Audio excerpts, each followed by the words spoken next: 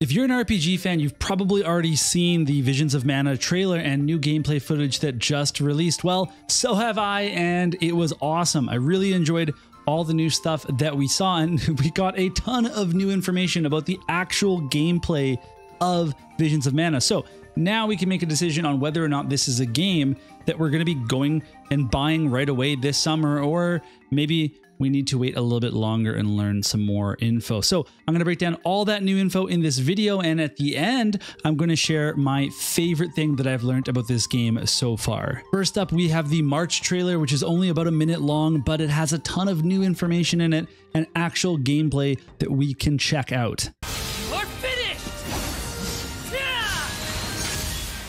So we see a lot of interesting things in this trailer, including 3 characters, Val, Karina, and Morley. And we also know that there's going to be 8 elemental spirits that will give us their powers, although in the trailer we only see the moon and wind elementals.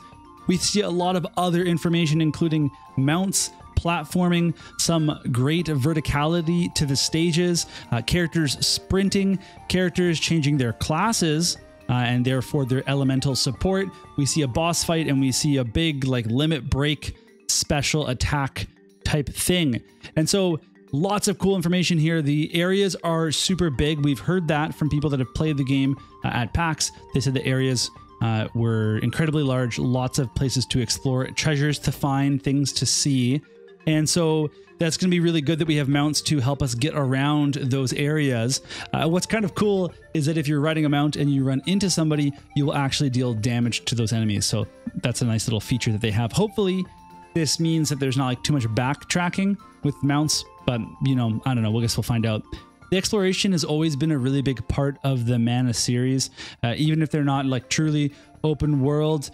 They are like big areas and you can go multiple directions, and that's no different here. There's going to be massive areas that we can explore to different heights, which is kind of new in for a lot of these games, but cool to see.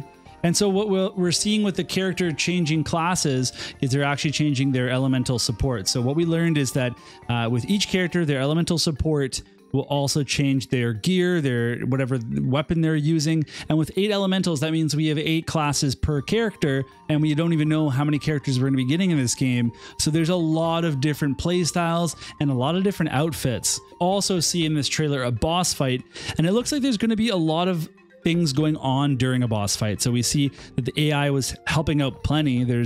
It's really cool to have like an epic fight where the entire party is working together and you can kind of see all these things happening at once. In other footage that we see, certain areas of the boss might actually be more susceptible to being damaged. So kind of navigating and jumping and getting around the boss may offer some weak points that you can target, and that might change things for the fight, which is kind of cool to see. And we also see these big limit burst or limit break type attacks where you charge up a bar and you use a special attack that has animations, it has voice acting, and that changes depending on what class you have equipped, which is very cool. So, I mean, hopefully those are skippable in case they come up really very often. But, you know, and if you've seen it 100 times, you might not want to see it again, but they don't seem that long. So, we'll see how that shakes out too. But while we see all of these actions happening in the trailer, it's where they're happening that is most intriguing to me, because this world looks really cool. It's expansive, and that's a fact again, because we've already heard that from the people that have been playing the game at PAX about how big the areas were.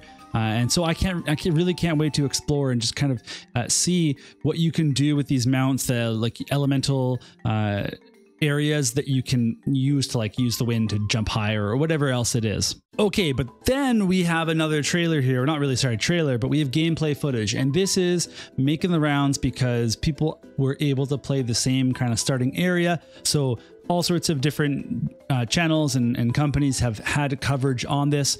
And so thank you to all those people for the information that they've shared with us so that we can take a look at it together. So real quick, we'll kind of recap again all this stuff that's been confirmed. There's levels and you get experience at the end of every fight. You'll be able to, get more experience if you finish the fight more quickly. There's bonuses.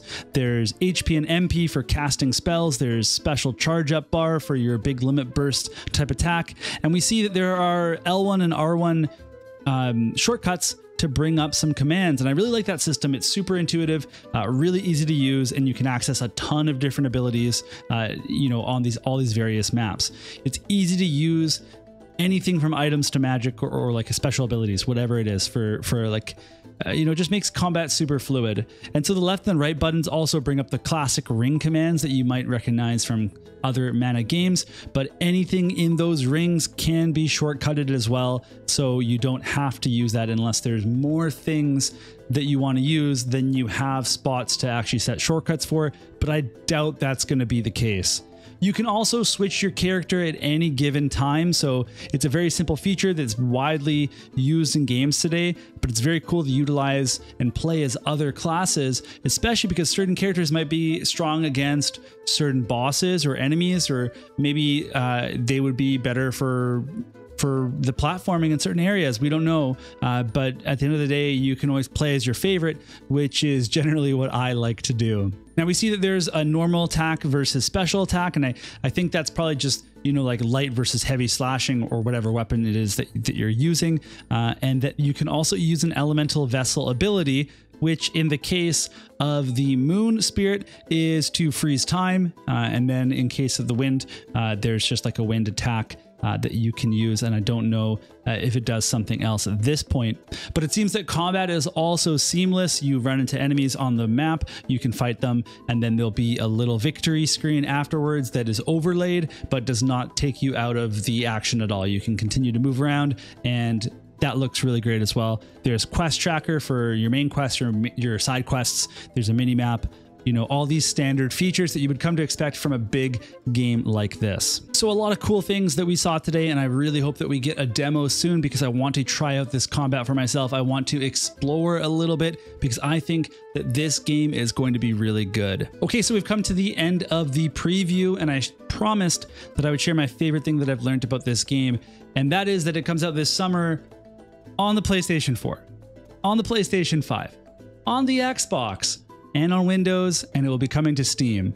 And I know that might have been out. I don't know if that information was already out, but I personally didn't realize that it was out on those platforms. And with all of these games that are coming out, and some of them are exclusive, some of them aren't, you know, whatever. Like it's just really frustrating when there's a game that you want to play, and there's multiple right now that I cannot play. And this is just huge for it to come to PC, because I will hopefully play it on my Steam Deck if it runs on a Steam Deck, but otherwise I'll just play it on my PC. But it's good to know that if it didn't come to PC, I would still have it on PlayStation 4 because I don't have a PlayStation 5. And that's just really nice to see. I know this game and this franchise isn't big enough for someone to want to pay for exclusivity on a platform, but that's besides the point. This is the way it should be, and I'm really thankful for that. And I'm loving everything that I see in these trailers and this gameplay footage, so I am super hyped at this point. I'm really excited for this game, and I hope that we get a demo soon so that I can try it out and share my thoughts with you all. But I'm curious what you think about this game, and if you're going to be picking it up this summer, because at this point I likely am as well.